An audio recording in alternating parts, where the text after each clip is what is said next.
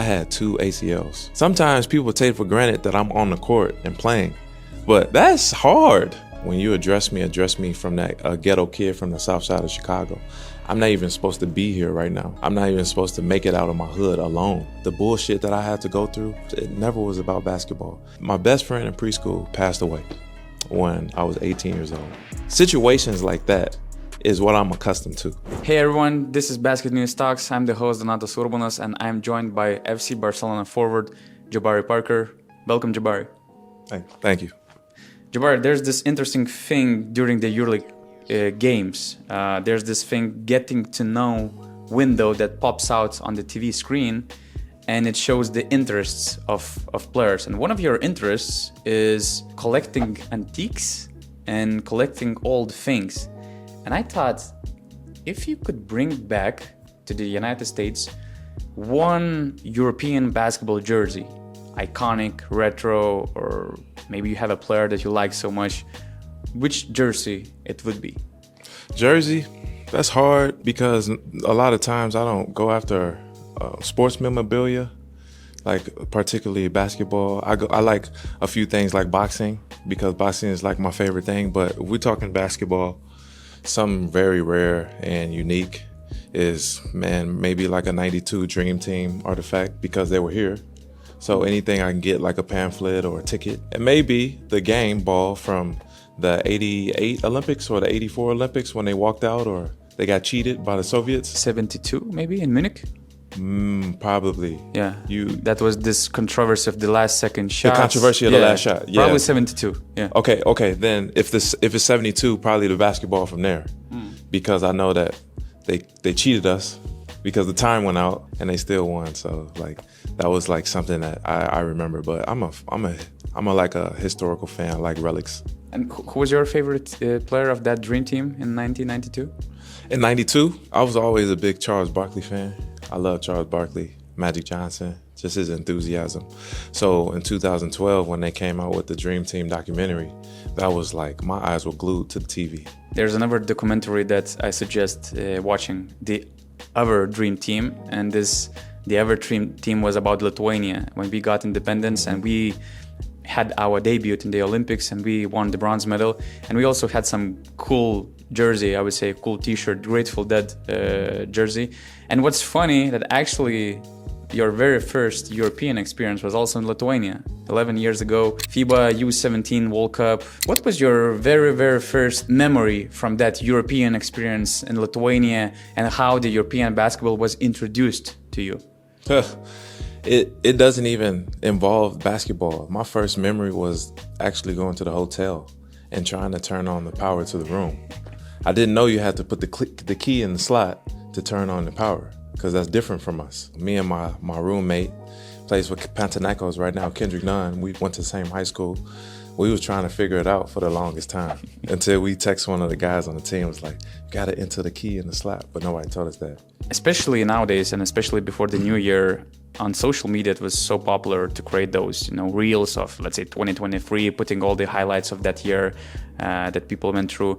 If you would make, I know that you don't have social media account, but if you would make this highlight reel, what would you put from your experience in Europe? Every day is a good experience, but for me, I do things normal. I don't do things any different than I would back home. Like I take the bus, I take the train, like I get around, I walk around, like that's like simple things, and I make sure that I take advantage of the time that I'm here, and I just make sure that I experience it. If that's going to get some tea, going to a little bar down the street, like those little things I just try to do and just to keep myself like in the moment. We have a special feature for basketnews.com subscribers from around the world, and those subscribers have an opportunity to post questions to our interviewees. And a member from Spain, Mark Corses, wants to know, how do you handle the pressure of the regular season and the significance of each game here in Europe compared to the NBA? Well, my life has always been every game matters. And especially now, like I don't take any opportunity for granted. So no matter if it's a preseason game, if it's a regular season game, and most importantly, postseason, I'ma still treat it like it's a championship. Like I always want to show up every day that I get a chance and practice, and that's the mentality that I have. And I read your interview on Eurohoops. Was it that what you were missing from maybe some NBA teams, from the other NBA players? Because you mentioned that maybe only 10, 12 teams actually played to win, and most of them, they play just for getting better draft picks or making trades for future assets. That was what was bothering you the most? Yeah, it's very weird, but it's still business. It's a numbers game. People have a salary, and you can't sit down 16, 15 million. You have to get the money's worth out of that asset. And it's unfortunate that they treat it that way, but at the end of the day, that's not my expertise, right? I can only give my opinion, but I love it out here in Europe. Some games I don't even play as much because somebody else is rolling. But that's the mentality, and that's the mentality that I miss, because I was in college once upon a time, and Coach K, he'd be the first one to tell me, hey, son, you got to pick it up. And he'd coach me. And if I don't play hard, I'll sit down. So that's like my mentality. That's my upbringing, and I just want to bring my gifts and bring my talents to the court each and every game. And given your experience in the NBA and given the thoughts, the circumstances that you left the league, do you see any circumstances where you would like to return to the NBA? Well, I don't know, because I'm like not very versed in the NBA right now. I don't follow it. I don't really watch the games. You know, after the season is done, if that's a possibility, I'll weigh the option. But right now, I'm on FC Barcelona, and I'm grateful to be here. How do you think the European experience changed you so far, or where do you feel you improved the most? Well, I have to definitely sharpen my scoring abilities, because I have a lot of help. And for me, unfortunately, I'm in the corner a lot. So I know that from whatever area that I'm in, I got to make the best out of. You know, my role will expand. I have hopes that my role will expand. I'll be on the ball more. But for now, I'm in a small window where I have to be precise and I have to be perfect.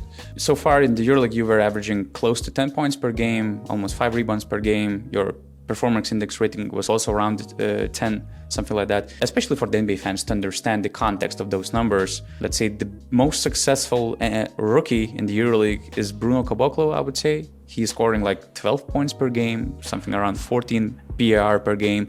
And you make the top 3 in efficiency and top 5, somewhere close to top 5 in scoring. Where's the hardest adjustment for the rookies here? Because especially for the players coming from the NBA, I know some cases where guys think that I'm going to come to Europe and I will dominate here. Yeah. You know, what was hardest for you to understand how the European basketball works?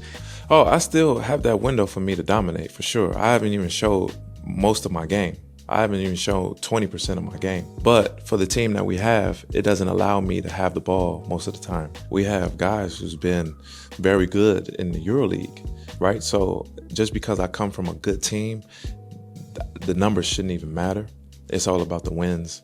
And that's what I look at, is if we win as a team, then the praise will come.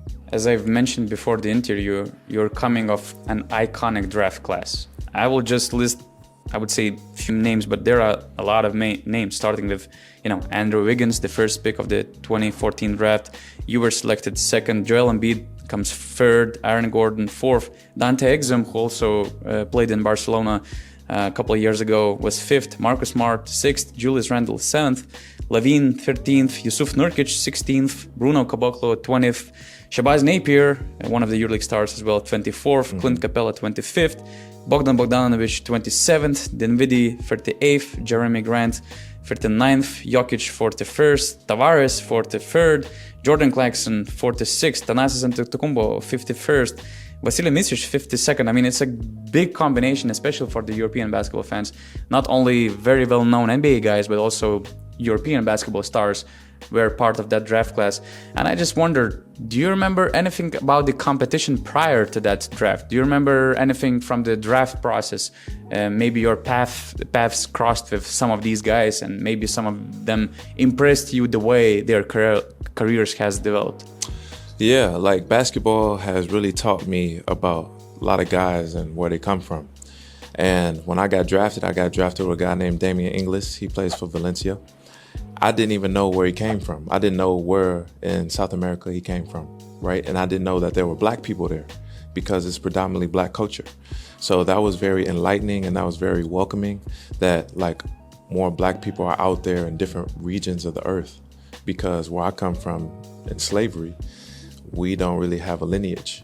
But just to see the expansion of where the slaves were in South America and in the Caribbean showed me that black culture is everywhere. But even before the draft, I remember playing in Lithuania, and we watching film on Croatia, Mario Zonja, and seeing how good his game was. So when I was growing up, I saw that they started to draft like overseas guys. Darko Milicic, guys were playing like Manu Ginobili, Tony Parker. And as I got older and started competing, I started realizing like, man, the game is very global.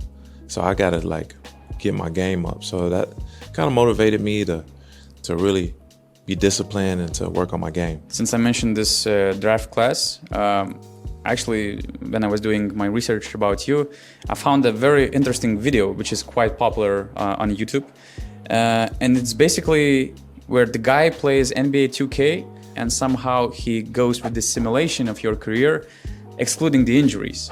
You basically retired on that video game. You retired at the age of 41 as a fourth in all-time list in total points scored in the NBA, with 3 NBA championships, numerous all-star appearances and career averages of 20 points, 8 rebounds, and 5 assists. And I just had this hypothetical question, watching how the league has changed since 2014, how the game has changed over there, and knowing your skills, your skill set, your qualities, how would you imagine your career in the NBA in the best case scenario?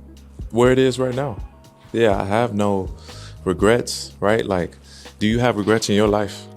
For me, it's not about the regrets, it's about experience. Every mistake, Exactly. every failure or right? whatever is an experience. Exactly. So that's how it is for me. Like, wherever I'm meant to be, I'm where I am right now. And we're here in this room for a reason and a purpose. So like, I can't say that I'll be somewhere else. Like, that is me not being grateful for the experiences that I've had in my life. That'll be me not being grateful for my loved ones and the relationships that I've cultivated throughout the years. I'm here in Barcelona. Like, when you address me from that ghetto kid from the south side of Chicago. I'm not even supposed to be here right now. Like, I'm not even supposed to make it out of my hood alone. So like, that experience just keeps things in perspective. So when people just say like, oh, what if this would have happened? What if that would have happened? I still count my blessings, because I wouldn't even been in college, yet alone without the game of basketball. Like, I still have an opportunity to get a degree. Like, only one person in my family has a college degree. My sister. Nobody else has a college degree in my family. There's some nights where I go home starving and I can really buy food. Like, I can go down the street and buy food. Or in certain scenarios, that wasn't the case. Like, I go home starving some nights. So like, I just count my blessings. I'm here talking to you. That alone is a blessing, because you come from Lithuania. I come from the other side of the world. But because we met at this time and place is a blessing itself. And, I'm meeting people that I've never, ever imagined. Because a lot of people from my neighborhood don't really make it out. Like, I went to school, a kid, my best friend in preschool passed away when I was 18 years old. Situations like that is what I'm accustomed to. So like, I can go on and on, but man, I'm just happy that I'm here playing basketball. I had 2 ACLs. Can you tell me, besides Danny Manning, nobody really survives off the ACLs. Sometimes people take for granted that I'm on the court and playing, but that's hard. Like what I've been through to like be here right now and the things that I've had to learn, but it was all for a purpose, and I'm here to just spread the knowledge. I know I'm saying a lot, but man, like I can't emphasize more that I'm just happy where I am right now. I actually had this last question to wrap up the conversation, because sometimes on Twitter you can see once in a while people coming with like, where's Jabari Parker? I remember I was listening to Paul George podcast, and some of the crew also asked like, where's Jabari right now? But probably this answer kind of perfectly sums up the question and the situation, where is Jabari Parker actually at this point of his life? Yeah. I'm still kicking it. I'm still going. I'm still working. I'm motivated. I'm starving. I'm taking it day by day. Every opportunity I get, I'm happy for it. So that's where I'm at. I'm at the best that I've ever been, mentally, physically. I've been through a lot of stuff. And the thing about me, it never was about basketball. Never. Like, I tore my ACL. Was it about basketball? Like, my team had to play me. It wasn't everything, oh, is his knee all right? Is he performing all right? No, and nothing was ever like that. Like, that's for a different conversation, the things that I've been through and like the bullshit that I had to go through. But in like simplest terms, it never was about basketball. Wherever you are, just be happy that you're there, make the best of it. And I'm here to make the best of my opportunity here in Barcelona. Whatever this year brings me is going to bring me, but I'm at where I'm supposed to be, and I'm happy that I had this interview with you because I'm not really a big fan of media. You know, naturally, I'm shy. Like, naturally, I like to be... I wouldn't say so. But naturally, I like to be behind closed doors, right? I don't have social media. I don't really talk to people. You know, part of it is I want to help pave the way for people who are having problems, like in the States, and trying to have a job. And it's not bad to come here and play in Europe. It's a great experience. The fans are great. I've been having nothing but fun. Thanks for sharing your wisdom, Jabari. Thanks a lot for this opportunity to talk to you. Thank you. Appreciate it. If you want to see a full uncut version of this interview, click the link here.